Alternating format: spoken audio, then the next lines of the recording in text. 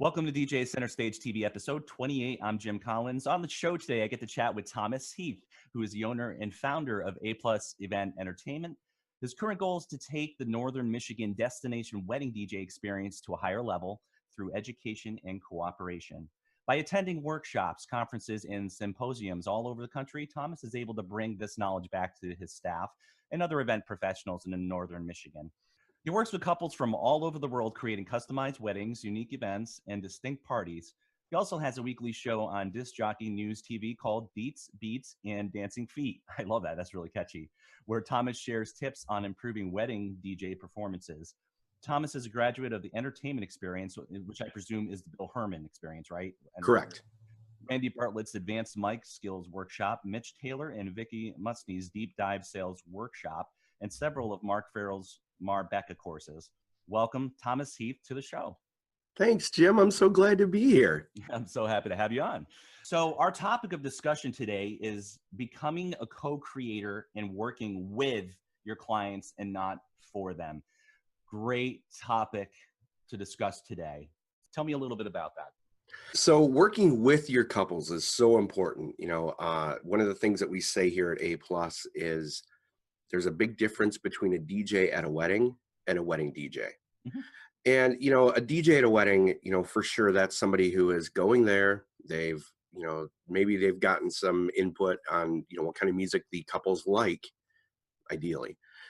And he is going there to literally play music at a group of people, which for some people that's fine, but they could be probably better served with an iPod or something along those lines at that point. A wedding DJ is actually a trained professional that knows the ins and outs of a wedding, can help to facilitate the event, work with the other vendors, and make sure that the timeline that's been created for that event goes off, as close as possible to what they came up with.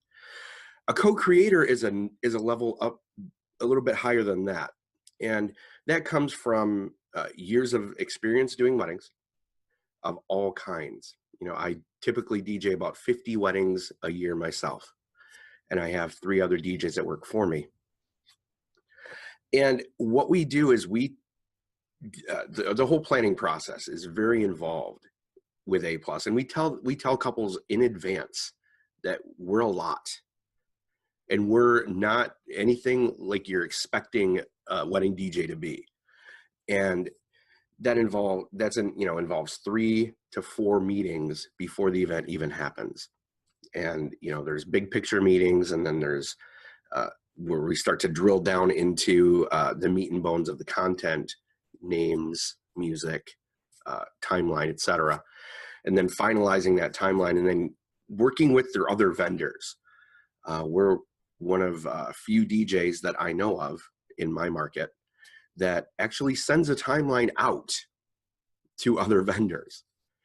And we work with creating that wedding reception timeline. We don't worry about, the 2 days or the 1 day before the wedding.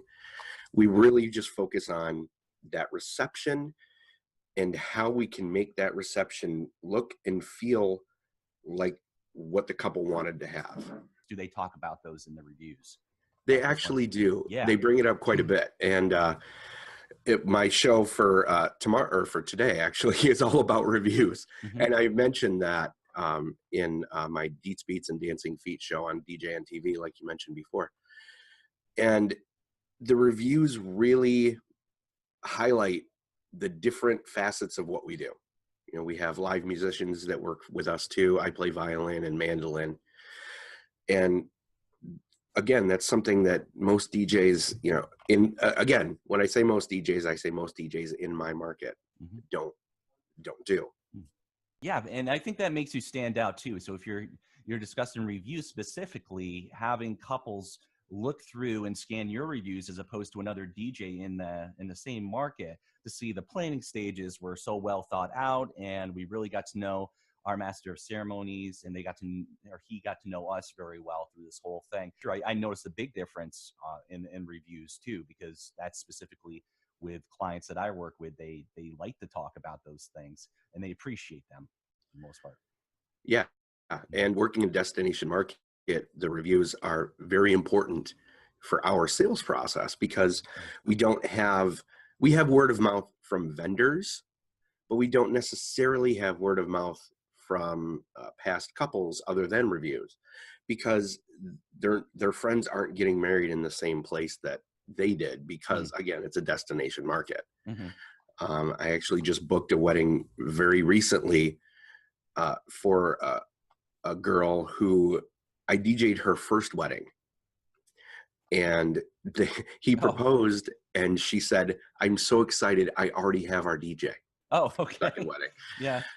And she's always been one of my biggest cheerleaders, and that's really kind of what you're really striving for, is people to continue to remember what you did to help create their wedding with them, and not just working for them, like you had mentioned. Mm.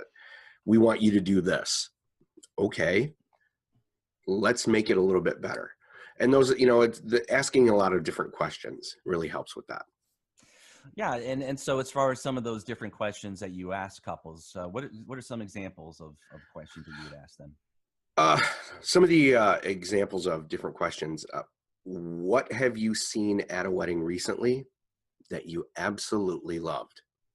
That's a big deal, because that really brings out their thought process on what they would like for their wedding potentially, and what is important to them.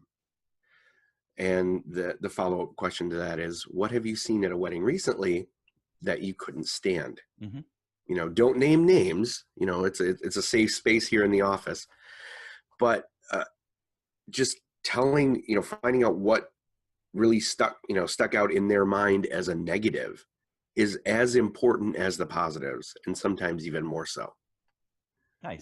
We ask why a lot here too, and the open-ended questions are so much better than a yes or no question. I don't know if it has to be explained, because the people that are watching your show respect the fact that they're wedding DJs, or that they're event DJs. They're not just DJs at events. If they're going to take the time to spend with you and the other great interviewees that you've had on the show, they know, they take that responsibility, or that mantle of responsibility, very seriously. Our goal is, we're asking a lot of questions. We give our couples homework, and it's a lot easier to do the video meetings, like on Skype, FaceTime, Zoom, with the destination couples, because it gives us a much larger window of scheduling and opportunity to do that. Exactly. So I would imagine, as a master of ceremonies trying to tap into the market for destination weddings, I wouldn't even know where to begin. How do you promote that, first of all? How do you do that? That's a great question, actually. Like I said, 90% of our stuff is destination weddings, Mm-hmm. and it's really, the word of mouth thing has to come from like other vendors. Unfortunately, DJs are still a little bit lower on the totem pole as far as who gets hired first. There's been a couple of weddings where I've been booked before the venue, which is nice. But so creating a connection with the other vendors in your area that are higher up on the totem pole is important. Mm-hmm. Networking is one of those things where, especially for us here, it has to be a major part of what we do. The Knot and Wedding Wire are fantastic. The review collection sites, you can get awards. We just got the Knot Hall of Fame this year, Nice. which was kind of cool. That's cool. Congrats. Thanks. Mm-hmm. So you're not a hater. I see you've got some You're Not awards too. Yeah. Indeed. Not a participation award guy. But that's really the best way that we can show what we do. And having the stamp of approval from most of the venues up here. And as long as one of our team members has been at a venue performing a wedding, we're pretty much assured a position on their preferred service providers list. We've actually been the only entertainment provider on a couple of different venues lists after Beautiful. they took everybody else that was there off Wow. after we did a wedding there. Wow. That's huge. Well, So, and that yeah, that's kind of a nice coup. But the biggest reason being, we're not just DJs at weddings, and that goes right back into working with your couples and helping them and their dream team. Who they've picked. We've got the NBA All-Star Weekend coming up here in a little bit, and so those are dream teams. And I presented at a wedding show about this wedding dream team that couples have to create. That is a group of individuals that work with you, not for you. They're not mhm, just yes man or yes women, mhm. uh, to make their wedding come alive in the way that they've envisioned it. So let me ask you this, Thomas. So when you give me an example of a destination location where you've done an event where a venue has said, hey, Thomas's team has really worked really well. Here's his information. Give him a call.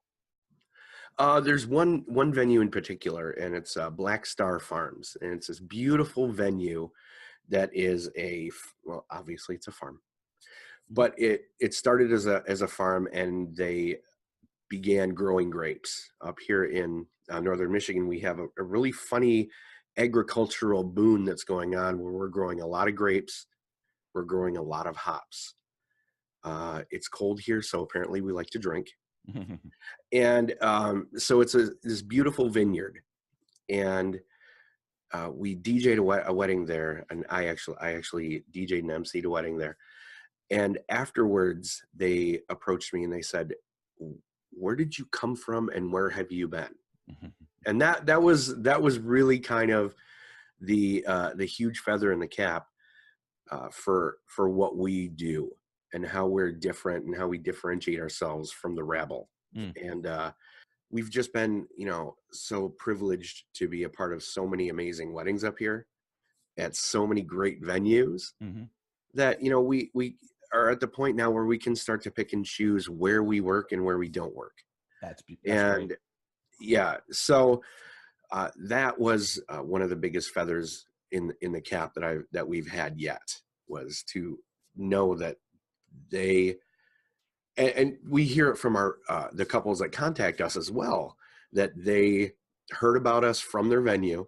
The venue coordinator couldn't stop talking about how great of a job that we do for their weddings. And that's really the best way for us to market to destination couples, is to do a great job. And doing a great job gets you better reviews. And that's that social proof, that social credibility that you get from having, good reviews and a good rapport with other venues and vendors.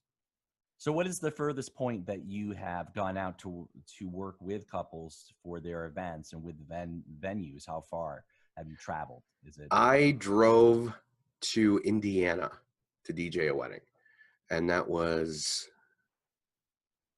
from where I lived at that point, it was about 8.5 to 9 hours Oh, one wow. way. Okay. Typically, we shoot for a 2-hour window from where we're at, but special cases will go further. And it's not not uncommon for us to do a 4-hour one-way drive, still being in Michigan too, by the way. And stay overnight and head back the next morning for a wedding. The next morning for a wedding. The So next it's not morning, like yeah, they had for a wedding the next day. Yes. so it's not like you had to take a day off afterwards and get your energy back and take that day off. You're back into doing another event on the next Yep. day. The next Yep. day. Okay. Double loaded for the planning forms and music and everything else too. Your best marketing is doing a great job. Word travels fast, especially in what we do, because no venue wants to have what their opinion looked on as poor. So venues want their weddings to look amazing. They want great reviews, and like it or not, a wedding DJ has the ability to make or break a wedding. Definitely. Um, we can fill their dance floors. We can get great reviews for them, for their clients. And like I said, word travels fast. And so the best marketing that you have as an entertainer is working with couples, again, being a co-creator and creating amazing events that people will talk about in a good way for years to come. Yeah, Joe Bunn and Mike Walter on the PhD podcast, they were talking about relationships with venues. So obviously very important, as you mentioned. What has your experience been, and how do you think you've attained such strong relationships with venues? I mean, obviously you spoke about the couples who were very happy with your services at the events that you performed at those venues, but other things directly with the venues. Great question. So one of the things that I do when I get to a venue, after getting set up and sound checked and ready to go, we always get there 2 hours early, because you never know what's going to happen on the way there.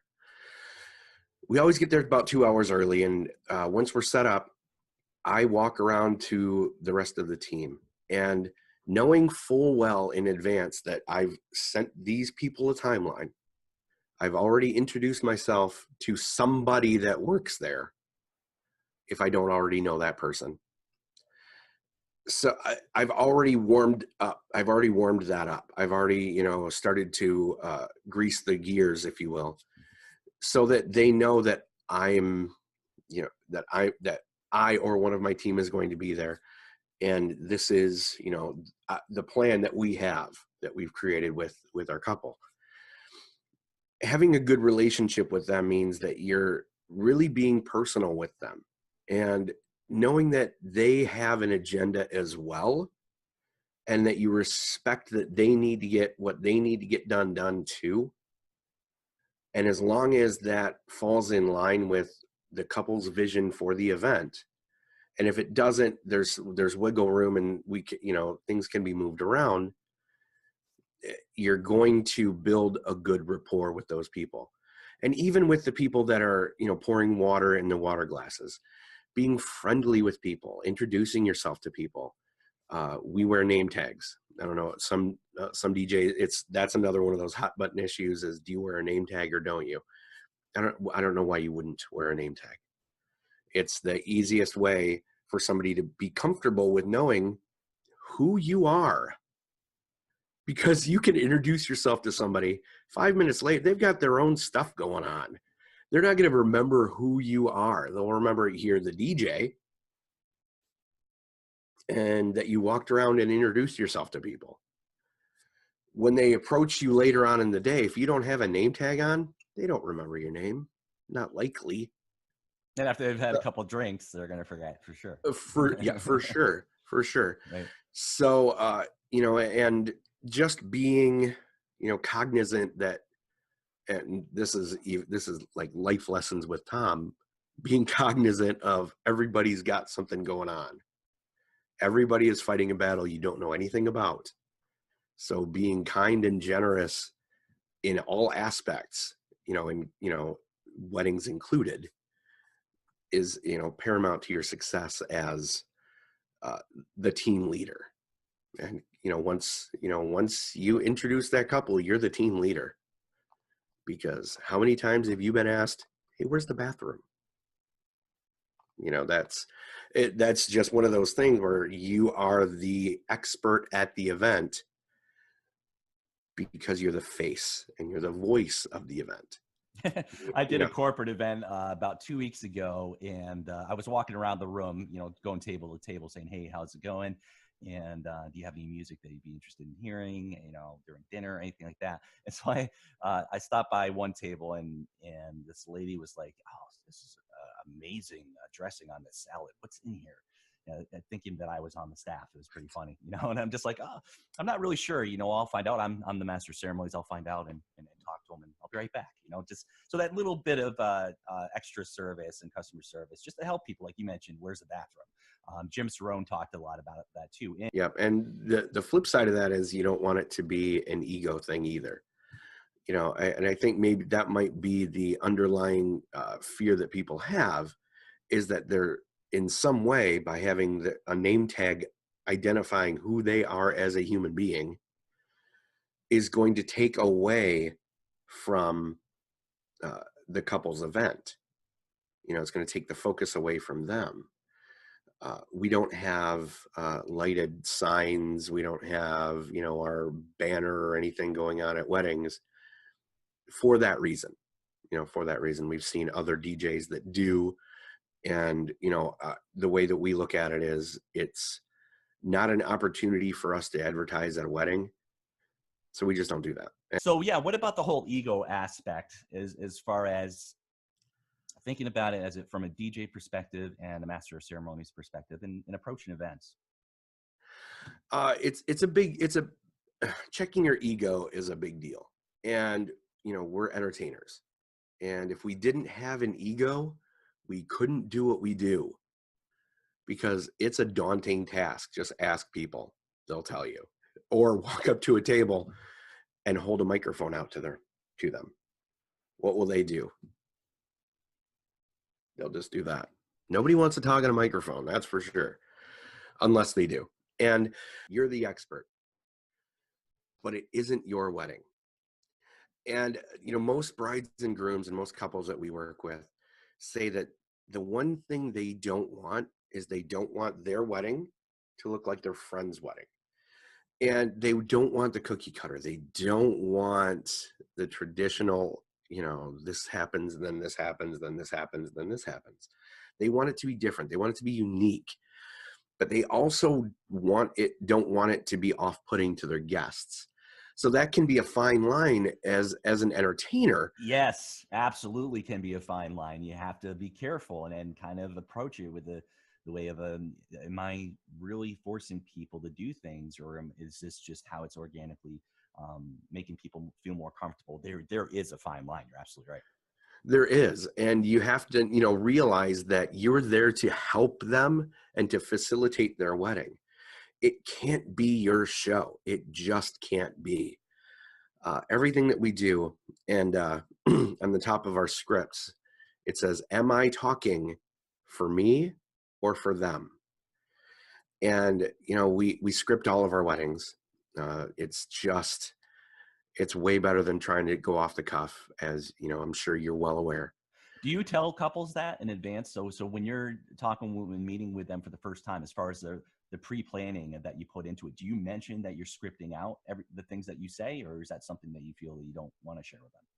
We do. And yeah, I do too. They appreciate that, because then they know that you're not going to be, hey, you're not that guy. Yeah. You're not just talking to talk, that everything that you say has intention and purpose. Yeah. And there has to be emotional involvement. There has to be believability in everything you say. Yeah, keeping your ego in check is a big deal. And, I've learned that from, Mark and from Bill and Mitch and Randy and Mike. It's just, you have to know who you are. But again, it's not your wedding. It's not your wedding. You're there to make their event better by being who you are. I don't like egos. I like egos. Egos are tasty. I do too. You do? I do too. Do you like it with syrup and butter? I do. Yeah. Sometimes peanut butter. Ooh, that's yummy too. We have a hard time, and this is one of the things that we do with our couples, is we have a hard time getting out of our own way. And one of the meetings that we have with our couples is, we call it the big picture meeting. And I get this idea from Mitch. We're talking about Mitch, actually. And it's, if your wedding was a blank piece of paper with no restraints whatsoever, what would it have? And co-creating with them gives us the ability to take those events, or take those big ideas, and scale them to something that's doable, affordable, and, still in the same spirit of what that big idea would be. And having that communication and asking the question, why? It's like, okay, I want an elephant at my wedding. The question is why? Okay, for the important thing is, why? Is it, I saw Kim Kardashian's wedding and I wanted to have an elephant at it? or it's I love India. Those reasons are two different, very different reasons, and they're scalable for different, in different ways. It's like, oh, elephant, you like Indian stuff. How about if we take a couple of projectors, and on the wall behind the head table, we do like the Taj Mahal. So the Taj Mahal is right behind their head table. That's scaling that I want an elephant into something that's doable and might actually have better impact and be a whole lot cheaper than having an elephant at your wedding. And you better be creative as a co-creator with your couples. If you don't have that creative ability, it's hard for other people to really come up with these ideas with couples to make Right. that vision come alive. And so if they're not really thinking of, what can I do? Because they haven't been to an event where they've experienced that before and they've just seen what they've seen, a DJ is a DJ is a DJ, then it's hard for them to get into that mind frame of, okay, you can do something that's going to be a lot bigger. What happens when you are working with clients or couples that you present some ideas and they're just like, no, or they don't want that experience, or they just don't want to hear about what you can possibly do and you're already working with them? Well, and that goes right back to that question of why. Mm-hmm. And asking about the emotional attachment or the emotional involvement behind their answers is really important in helping to create these memorable moments and unique experiences for their people. Mm-hmm. One of the things that we say a lot is, what do you want your guests to feel? Mm-hmm. What do you want? What do you want for them? Um, the first question we ask is, what's the objective for the wedding reception? Are you, planning a highbrow cocktail party that has a dance floor in the middle of it? Or do you want to have a huge dance floor, a huge dance party with an area where people can, hang out and have cocktails or cigars or whatever they want to do? Those are two different weddings and they're both in the same room, and so those really start to, branch out into the flow chart of ideas and the flow chart of being creative in pulling that off. But if you have a couple that they're not emotionally attached to any of these ideas, all you can do is, again, and that's checking your ego. You're the expert. You have to be the expert. But if they don't want that, go and do the wedding, because there's only two people that are going to write a review for you. There's only two, unless you're really, really bad. There's only two, and that's the couple that hired you to make their wedding, because again, it's their wedding, to make their wedding what they wanted it to be. So if they're cool with whatever, I'm cool with whatever too. I've got enough experience in my back pocket that I can make anything work within reason. And so then the question, if they don't, they're not interested in any of these big creative ideas, the question is, do you want people dancing or no?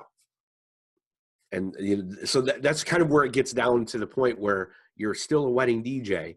You still have to be interactive. You still have to do, all of the formalities of a master of ceremonies. You're not just, making announcements all night. You're still trying to connect feelings and emotion with everything that you say on the microphone. And then, it's not all people are creative. Not everybody wants a big to do for their wedding. But they still understand that you are a professional. You are very good at what you do because you have the reviews and you have the word of mouth and you have all of those things to back that up. So they want you to be the best wedding DJ that you can be within the parameters they give you. Yeah. And working with your couples as opposed to working for your couples. Great discussion today. Exactly. So Tom, thank you so much for coming on the show, and we'll see you next time. Thanks for watching. Thanks, Jim. Take care.